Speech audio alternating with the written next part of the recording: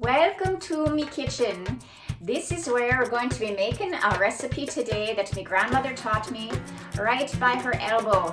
She taught me this recipe, not written down. It's a recipe that my grandmother and her grandmother and the generations before in Ireland made for centuries. It's Irish soda bread. Now we're going to prepare our pan, and this is a cast iron skillet. And it's very lethal, but it makes very good Irish soda bread because it's going to cook the bread all the way through. So just spray very nicely all around. No, you don't need to flour that. Don't flour it. Just spray it. And just for extra good measure, I'm going to put a lining of wax paper on the bottom of it. Just put that in the pan, just like that, drop it in, and that way later, when we pull this out, it's gonna pop right out and it's not gonna break or stick or anything. So set this little guy over here to the side, and now we're gonna get our recipe going. So first we need 4 cups of regular all-purpose flour. So I'm gonna take that right here. This is what my grandmother told me how to do, so I'm going to tell you also, you don't measure this sugar, you just take a handful is what she would say. So I'm going to take a handful, which is probably about a half a cup, or however sweet you're feeling today.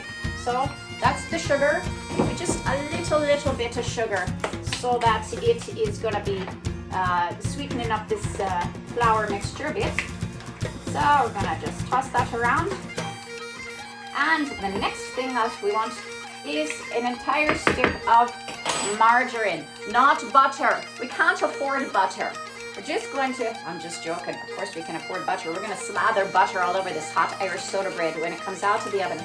But I have found that if you use margarine, it doesn't dry out your mixture, your bread as much. So an entire stick of margarine, and to save the butter for later when we're having this with a cup of hot tea.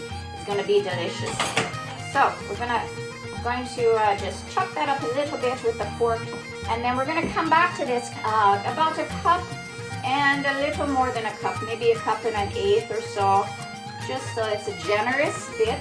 We want a separate little bowl with just a dash of milk, just a dash, so that we're going to take our eggs, and these are from the farm, and I'm not joking about that, they're actually from the farm. Up the road, I got these eggs from our free-range hens. So put a whole egg in a cup of milk, and now we're going to take the second egg and we're going to separate that because we're going to make a little glaze to go over our bread right before it goes in the oven. So we're going to separate this egg out, yolk into the milk, so that this is going to be the glaze later on. We'll set that to the side. We add to our milk mixture the baking soda. This is not a yeast bread, it's a quick bread, so it uses baking soda. Hence the name, Irish soda bread. Irish soda bread. So just going to be using about a teaspoon of this. We're going to drop that into the milk mixture, and then we're going to break up the egg and mix the baking soda into the milk. Do that. We're going to also add about 2 tablespoons of caraway seeds. Now you don't have to use the caraway seeds, but my brother Tom, he says he doesn't want Irish soda bread unless it's got grandma's caraway seeds in it. Now my whole palm of my hand is about a tablespoon, so I'm just going to toss those into my mixture and the rest of that. So I've got about 2 tablespoons in there, and soon we're going to mix that up. Now we're going to add our raisins. Now you can use just black raisins, or you can use, I got these, I like jumbo raisins. These are all different colors. So then the next thing is you're going to put your hands right in this flour mixture, and with your hands you're going to push the butter, or the margarine. You're going to push that right through the flour, so that it's just getting all mixed. Get your hands in there, and the warmth of your hands, it kind of softens up this margarine, which is of course been at room temperature. Don't get it out of the refrigerator and then toss it in here. That's going to be too much. put the raisins in. You're supposed to put them in now. This recipe has been a favorite of my family for many, many years. My dad and my mom loved it. My grandmother, of course, loved it. All right, so getting our raisins all mixed through here nice and evenly. So they're all broken up and covered with the flour mixture, as you can see. All right, now we're ready to add our liquid. And this is why, you see, my hands are all messed up. I don't want to be opening up a box of raisins in the middle of this. So that's why I get everything ready beforehand so that I can get my hands quite messed up right now. All right, we're gonna pour the milk, egg, and teaspoon of baking soda into. So as you can see, this is what's happening. And look at my hands. So that's why this is how we get the authentic, beautiful Irish soda bread taste, is getting your actual personality into the bread with your hands, mixing it together, pulling that up from the bottom of the bowl, getting all this flour underneath so that you don't have anything left under there that's not mixed in. And they're mixing it all together. And you know, this is something that's comforting to your family. Look at these hands. Look at that hand. Ah, beautiful. This is a sign that you're going to have a great, wonderful soda bread. And just lift this in. It's put on top of that piece of wax paper, so it's not going to adhere itself to the bottom of that this cast iron skillet when it goes in the oven.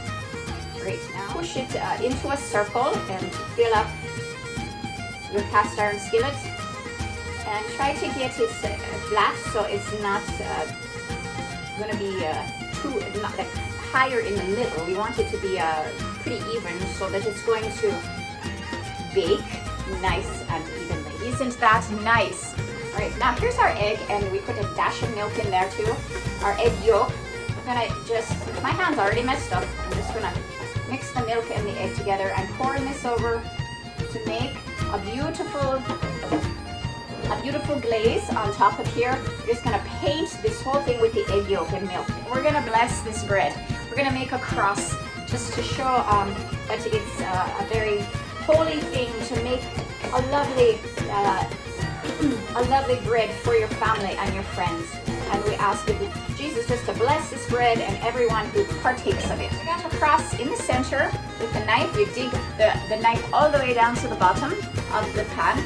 And we're ready for this to go into our 375-degree oven. So here she goes in for her delicious, cozy nap. And now it's going to be baking in there for, I guess, about 45 minutes to 55 minutes. You just, because of your own oven, you have to check it.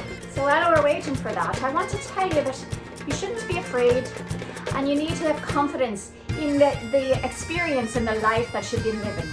That God has been with you, and He hears your prayers. Your prayers are so important. You can transform your family and your children and your children's children. And may you be blessed in such a way that you feel powerful in your prayers. That your life right now is worth living and worth trying so hard for those around you to give them a smile and encouragement. Because that's what we're living on, is the love that we have for each other that comes through the Holy Spirit. And we just are confident that God and Christ will bless us and keep us and our families. All right, my dear ones, she looks like she's ready to come out of the oven. All right, and now she's come out of the oven. She looks beautiful. She's steaming hot. So you see how nice it looks, and I like to put my rack on the sink because then the air can go all the way around it and help it to cool. And now take a piece of this, and now you can see how pretty she looks. We just cut a few slices here and can put a little bit of butter on there, so it's just going to be beautiful and it just tastes so good. All right, she's hot from the oven. You can see the beautiful different colored raisins And the butter that I put on is already all melted. It's delicious. We're going to take a little taste.